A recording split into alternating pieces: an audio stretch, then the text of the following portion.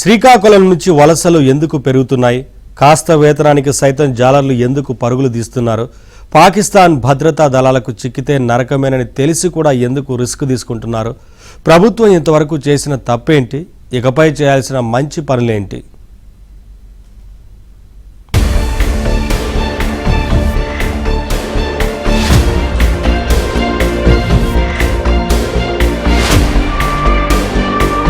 గుజరాత్, చెన్నై, కేరళ, పారాదీప్ ప్రాంతాల నుంచి పెద్ద పడవల్లో వేట కోసం వెళితే నెలకు 8,000 వరకు జీతం వస్తుంది. దీంతో ఎక్కువ మంది వలస వెళ్లడానికి ఆసక్తి చూపుతున్నారు.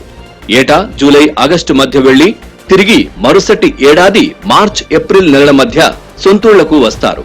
ఇలా వలసలు వెళ్లిన మత్స్యకారులు చేపలను వెదుక్కుంటూ కొన్నిసార్లు అంతర్జాతీయ సముద్ర జలాల్లోకి కూడా వెళ్లిపోయి పక్క దేశ భద్రతా దళాలకు చిక్కుతున్నారు. వెళ్లిన వారు సంతోషంగా మళ్లీ తిరిగి వస్తారనే ఆశతో కుటుంబ సభ్యులు కాలం గడిపేస్తారు. భారత్, పాకిస్తాన్ సరిహద్దు జలాల వద్ద అరేబియా సముద్రంలో వేటకు వెళ్లిన వారు అనేక మంది పాకిస్తాన్ కోస్ట్ గార్డ్స్ కు చిక్కి సుదీర్ఘకాలం జైల్లోనే మగ్గిపోతున్నారు. శ్రీకాకుళం జిల్లాలోని ఏ మత్స్యకార కుటుంబాన్ని కదిలించినా ఓ విషాద గాథ వినిపిస్తూనే ఉంటుంది. గుజరాత్ లోని వీరావలి ప్రాంతానికి వెళ్లి పాకిస్తాన్ బందీలుగా మారిన వారు కొందరైతే, ప్రాంతం కాని ప్రాంతంలో సముద్ర గర్భంలోనే తనువు చాలించేవారు మరికొందరు. స్థానికంగా ఉపాధి దొరికితే కుటుంబాలకు దూరంగా ఇతర ప్రాంతాలకు ఎందుకు వెళ్లాలని వాళ్లు ప్రశ్నిస్తున్నారు. తెల్లవారి 10:30-11 సమయంలో వచ్చేసరికి అక్కడ పడితే రోజు 200-300 దొరుకుతుంది. దాని మీద మా జీవనోపాధి కూడా సాగడం లేదు. మా కుటుంబాలు చాలా అన్ని విధాలుగా ఇబ్బంది పడుతున్నాం. దయచేసి మా మత్స్యకారులకి మినీ జట్టి కట్టిస్తే మేము మా ఊర్లోనే ఏదో బోట్ లోన్ మీద తెచ్చుకొని దేని మీద తెచ్చుకొని వేట సాగించి ఏ వలసలు వెళ్లకుండా అందరం జీవనం సాగిస్తాము.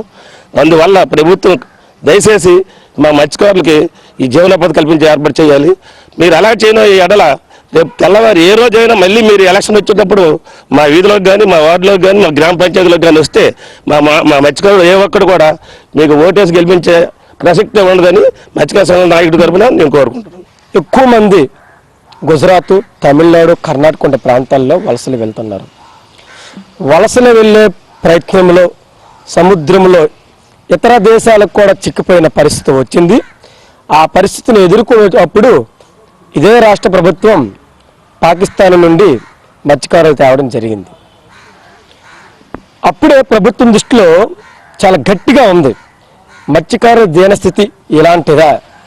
మత్స్యకారులు కుటుంబం కుదిలేసి ఇతర రాష్ట్రాలు వెళ్ళిపోయిన పరిస్థితి అని ప్రభుత్వం గుర్తించి జట్టీలని అక్కడక్కడ కడతామని ప్రకటించడం జరిగింది. అయితే ప్రభుత్వంకి మేము ఈరోజు ఒకటే చెప్తున్నాం, ఈ వలసలను నివారించాలంటే ఏదైతే ఈ ప్రభుత్వం ప్రకటించిందో వాటిని వెంటనే పునరావృతం చేసి ఇతర రాష్ట్రాలకు వెళ్లకుండా ఎక్కడే వేట చేసుకునే పరిస్థితి వచ్చినప్పుడు మత్స్యకారుల వలసలను నివారించడానికి ముఖ్యమైన పాత్ర అని ఈ ప్రభుత్వం తెలియజేస్తుంది. గుజరాత్, కేరళ వంటి ప్రాంతాలకు వెళ్లే మత్స్యకారులు అక్కడ పడే ఇబ్బందులు వర్ణనాతీతం. ఆరోగ్యపరమైన సమస్యలు వస్తే అక్కడి బోటు ఓనర్లు ఉద్యోగం నుంచి తొలగిస్తారు. పూర్తి స్థాయిలో ఫిట్నెస్ ఉంటేనే మెడికల్ టెస్టుల అనంతరం ఉపాధి ఇస్తారు. వీటికి తోడు వేటకు వెళ్లే సమయంలో చనిపోతే కనీసం వారి మృతదేహాలను సైతం స్వగ్రామాలకు పంపలేని దుస్థితి ఏర్పడుతోంది. మరోవైపు నెలల తరబడి బోటు యజమానులు వేతనాలు తమ వద్దే ఉంచుకోవడంతో అవి చేతికి అందిన తర్వాతే స్వగ్రామాలకు తిరిగి వచ్చే అవకాశం ఉంటుంది.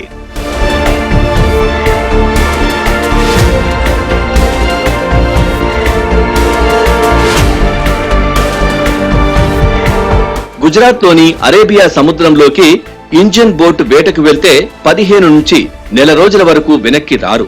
వేటలో భాగంగా ఒక్కోసారి ఇతర దేశాల సముద్ర జలాల సరిహద్దుల వరకు దారి తప్పి వెళ్లిపోతుంటారు. ఇంత ప్రమాదకర సుదీర్ఘ యాత్రలు చేయడానికి ఎక్కువ మంది ముందుకు రారు. శ్రీకాకుళం జాలర్లు మాత్రం ధైర్యంగా అంతర్జాతీయ జలాల్లోకి వెళ్తుంటారు. అందుకనే బ్రోకర్లు, సిక్కోలు మత్స్యకారులను ఆ పనికి ఎంచుకుంటారు. ఇక మైనర్లను తీసుకువెళ్లి అక్కడ బోట్లలోనే వంటలో సహాయకులుగాను, బోట్లను శుభ్రపరిచే కార్మికులుగాను, వలలో పడ్డ చేపలను పైకి లాగే పనివారిగాను ఉపయోగించుకుంటుంటారు. ఇలా చిన్న పెద్ద తేడా లేకుండా ఇంటిల్లిపాది కష్టపడి కుటుంబాలను పోషించుకుంటారు. సముద్రంలోకి ఒక్కసారి వెళ్లిన తర్వాత కనీసం ఫోన్ సౌకర్యం కూడా ఉండదు. మళ్లీ తీరానికి చేరిన తర్వాతే కుటుంబ సభ్యులకు తమ యోగక్షేమాలు చెప్పే వీలుంటుంది. ఉపాధి కోసమని వెళ్ళిన తర్వాత అక్కడ వారికి సరిపడేటటువంటి సదుపాయాలు లేక అక్కడ పాకిస్తాన్ బోర్డర్లో పాకిస్తాన్ ఆర్మీకి నేవీకి దొరికిపోయి అక్కడ ఇబ్బందులు పడినటువంటి చాలా మంది కుటుంబాలు శ్రీకాకుళం జిల్లాలో ఉన్నాయి. అసలు ఎందుకు వేరేవాళ్ళు వెళ్లాల్సి వచ్చింది? ఇక్కడ స్థానికంగా ఉపాధి లేకపోతే అక్కడ ఏమైనా ఎక్కువ డబ్బులు వస్తాయనేటువంటి అంటే డబ్బులని కాదు, ఇక్కడ ఉపాధి లేక. ఇప్పుడు గుజరాత్లో ప్రతి 15-20 కిలోమీటర్లకి జెట్టీలు ఉన్నాయి, ఫిషింగ్ హార్బర్లు. అంటే చిన్నవి పెద్దవి ఉన్నాయి. కానీ ఇక్కడ మన ఆంధ్రప్రదేశ్లో లేవు. ఇక్కడ మాకు డీమచ్యులేషన్ కూడా ఎక్కడా లేదు. జెట్టీలు లేక ఇక్కడ ఏటకెళ్తుంటే బోట్లు అదే తెప్పలు తిరగబడి బొలత పడిపోవడం, కింద ప్రాణాలు కోల్పోవడం లేక గుజరాత్లో వెళ్ళడం. అక్కడ ప్రతి 15-20 కిలోమీటర్ జెట్టీలు ఉన్నాయి. వెళ్ళడం వీళ్ళు పాకిస్తాన్ దొరకడం ఇలాంటి జరుగుతున్నాయి. అవే జెట్టీలు ఉంటే అక్కడ వెళ్ళకంటే ఇక్కడ యాడ్ చేసుకుందాం ఇలాంటి సంఘటనలు జరగకుంటున్నాయి. ముఖ్యంగా ఎక్కువ వేరేవాళ్ళే వెళ్తూ ఉంటారు కదా, వేరేవాళ్ళలో ఆ రకమైనటువంటి ఉపాధి అక్కడ ఉందా? ఇక్కడ స్థానికంగా ఎందుకు ఉపాధి కల్పించలేకపోతున్నాయి ప్రభుత్వాలు? ఏం చేయాలని కోరుకుంటారు? మీరు ఇబ్బందులు పడ్డారు, అక్కడ జైల్లో ఉండి వచ్చారు కదా, ప్రభుత్వానికి ఏం కోరుకుంటారు? ప్రభుత్వానికి ఒకటే రిక్వెస్ట్ అండి, మా మత్స్యకారుల తరపున, మా 22 బాధ్యతల తరపున నేను ఒకటే చెప్పగలుగుతున్నాను. ఇక్కడ ఉపాధి అంటే మాకు జెట్టీలు లేకే. ఇక్కడ జెట్టీలు ఉంటే బాగుంది. అక్కడ విశాఖపట్నం నుంచి ఇక్కడ మనకి శ్రీకాకుళం 140 కిలోమీటర్లు. ఈ మధ్యలో మినిమం లేదని 5 జెట్టీలు అని ఉంటాయి ఫిషింగ్ హార్బర్లు. అదే గుజరాత్లో 140 కిలోమీటర్లో మినిమం 5 జెట్టీలు ఉంటాయి. ఇక్కడ మనకు లేవు కదా, మనకి ఆంధ్రప్రదేశ్లో. ఆ జెట్టీలకు వలస వెళ్ళిపోతున్నాం. గవర్నమెంట్ చాలా ప్రభుత్వాలు వస్తున్నాయి, ఎలక్షన్ టైం ఇప్పుడు రావడం, మీకు డీమచ్యులేషన్ జెట్టి కడతామని హామీ ఇవ్వడం, గెలిచిన తర్వాత ఏ ప్రభుత్వం కూడా పట్టించుకోవట్లేదు. బుడగొట్ల పనులు అన్నారు, నేను కాదన్నా. అది ఇప్పుడు అవద్దు, 4 సంవత్సరాలు 5 సంవత్సరాలు పడుతుంది, కానీ ఇప్పటికే అవద్దు. ప్రభుత్వానికి ఒకటే రిక్వెస్ట్, మాకు మా బాధలు విని అక్కడి నుంచి ఇప్పటి వరకు 7 సంవత్సరాలు అవుతుంది విడుదల అయిన, కానీ ఇప్పటి వరకు అదే మాట్లాడుతాను, దయచేసి జెట్టీలు కట్టండి. కానీ మా బాధను ఎవరు పట్టించుకోవట్లేదు. ఏమన్నా ఈ జనరేషన్ అంటాము, టెక్నాలజీ అంటాము, అసలు ఎప్పుడు అలాగే ఉంటుంది మా మత్స్యకార గ్రామంలో. ఇటువంటి మార్పు లేదండి. ఆ రోజు మీ భర్త పాకిస్తాన్ జైల్లో ఉండేటప్పుడు మీరు చాలా ప్రయత్నాలు చేశారు. ఆ రోజు ఏబిఎన్ కూడా మీ దగ్గరికి వచ్చింది. ఎట్లాంటి ఇబ్బంది పడ్డారు? మీ భర్త ఆ రోజు అక్కడికి వెళ్ళి పాకిస్తాన్ జైల్లో ఉండిపోయాడని తెలిసిన తర్వాత ఎట్లా అనిపించింది? చాలా బాధ అనిపించింది సార్. ఎందుకంటే నేను కడుపుతో ఉన్నాను. కడుపుతో ఉండి ఇదొక బాధ, ఆయన దొరికిపోరని ఒక బాధ. ఆయన గురించి అతని వల్లే నేను పాకిస్తాన్కి దొరికిపోయాను, అందరూ పాకిస్తాన్కి దొరికిపోయారు రామారావు తండ్రిల వల్లే అనేసి అందరూ అంటుంటే అదొక బాధ. చాలా నేను ఆవేదనకి గురి చెందాను. నేనైతే ఎంతమంది ఎన్నుకొని నేను ఎవరిని కోల్పోలేదు. డెలివరీ వరకు నేను పోరాటం చేశాను, డెలివరీ తర్వాత కూడా నేను పోరాటం చేశాను. ఎన్ని చేశానో అన్ని కూడా నాకు ఇప్పుడు ఆనందాన్ని కలిగిస్తున్నాయి అన్నమాట. నేను అప్పుడు ఎంత కష్టపడ్డాను, నేనే కాదు, నాతో పాటు 22 మంది ఫ్యామిలీస్, నాతో పాటు 22 మంది ఆడవాళ్ళు కూడా అంతా కష్టపడ్డారు. మేము ఎక్కడికైతే వెళ్ళాం పొలిటికల్గా, ఎక్కడికి అవని అక్కడికి వెళ్ళే వాళ్ళం, మా బాధలు చెప్పుకునే వాళ్ళం, మా బాధ వినేవారు, చేసేవారు. అంతా ఒక పోరాటంలో చేసాము. అదే మేము ఎంత పోరాటం చేసామో వీడేనికి సంబంధించి తండేల్ సినిమాలో చూపించారు. చాలా హ్యాపీగా అనిపిస్తుంది. ఎందుకంటే మేము పడే బాధలలో ఒక్కసారి తీరిపోయాయి. ఎందుకంటే మూవీలో చూపించారు మేము ప్రతి మహిళ కష్టపడే ప్రతి మహిళ ఎంత కష్టపడిందో అలాగే చూపించారు ఈ సినిమాలో. మాకైతే చాలా హ్యాపీగా ఫీల్ అవుతున్నాం. అంటే ఇప్పుడు రామారావు గారు ఇంటి నుంచి వెళ్ళేవారు కదా జాబ్ కోసం, గుజరాత్ వేరే వాళ్ళకి వెళ్ళేవారు, ఎన్నాళ్ళకి ఒకసారి ఇంటికి వచ్చేవారు. వచ్చేటప్పుడు మీతో ఎట్లా ఉండేవారు? తర్వాత మళ్ళీ వెళ్ళిపోయినప్పుడు మీరు ఎట్లా ఇబ్బంది పడేవారు? ఇక్కడ నుంచి గుజరాత్ 9 నెలలు ఉంటారు సార్ గుజరాత్లో. అక్కడి నుంచి నీటిలోకి వెళ్ళి అక్కడ 1 నెల రోజులు ఉంటారు. ఓన్లీ నీటిలోటే అంటే సముద్రం లోపల 1 నెల రోజులు ఉంటారు. 1 నెల రోజులు ఉండి 1 నెల రోజుల తర్వాత వచ్చిన తర్వాత ఫోన్ చేస్తారు. ఆ యొక్క ఫోన్ కాల్ కోసము 1 నెల రోజులు ఎదురు చూసేవాళ్ళం మేము. బాగున్నామని ఒక ఆశగా ఎక్కడ సిగ్నల్ ఉంటే అక్కడికి వెళ్ళేవారు, ఫోన్ చేసేవారు. మళ్ళీ ఆ ఒక్కరోజే మాట్లాడి మళ్ళీ మరుసటి రోజు అంటే మళ్ళీ సముద్రం లోపలికి వెళ్ళిపోయేవారు. 9 నెలలు 9 రోజులే మాతో మాట్లాడేవారు అంతే. చాలా బాధపడేవారు. ఎందుకు మా మత్స్యకారులకి ఎందుకు ఇన్ని కష్టాలు అనేసి ఒకప్పుడు కూడా నేను చాలా బాధపడేవాళ్ళం.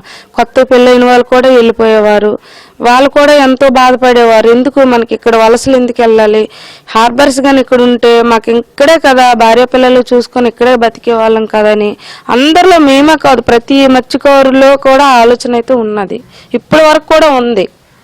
ఉపాధి లభించే విధంగా మత్స్యకారుల కోసం చర్యలు తీసుకోవాలనేటటువంటి డిమాండ్ అయితే వారు వ్యక్తం చేస్తున్నారు. కెమెరా పర్సన్ రమేష్తో రమేష్, ఏబిఎన్ ఆంధ్రజ్యోతి, శ్రీకాకుళం నుంచి. గత 3 దశాబ్దాలుగా సిక్కోలు ప్రాంతంలో మత్స్యకారులు ఇతర రాష్ట్రాలకు వలసలు వెళ్తున్నారు. మత్స్యకారుల కోసం పాలకులు చెబుతున్న మాటలు నీటి మూటలుగానే మిగిలిపోతున్నాయి. జిల్లాలో ఇంతవరకు ఒక్క జెట్టీని కూడా నిర్మించలేదు. ఇటీవల కూటమి ప్రభుత్వం ఎచ్చెర్ల నియోజకవర్గంలో హార్బర్ నిర్మాణానికి చర్యలు చేపట్టింది. అయితే ఇది ఇంకా ప్రారంభం దశలోనే ఉంది. గుజరాత్ లోని వీరావల్ ప్రాంతంలో ప్రతి 20 కిలోమీటర్లకు ఒక జెట్టి అందుబాటులో ఉండడంతో అక్కడ ఉపాధి అవకాశాలు ఎక్కువగా ఉన్నాయి. ఇలాంటి పరిస్థితుల్లో సిక్కోలు మత్స్యకారులకు స్థానికంగా ఉపాధి అవకాశాలు కల్పిస్తేనే వలసలు నివారణకు అవకాశం ఉంటుందనే భావన వ్యక్తమవుతోంది.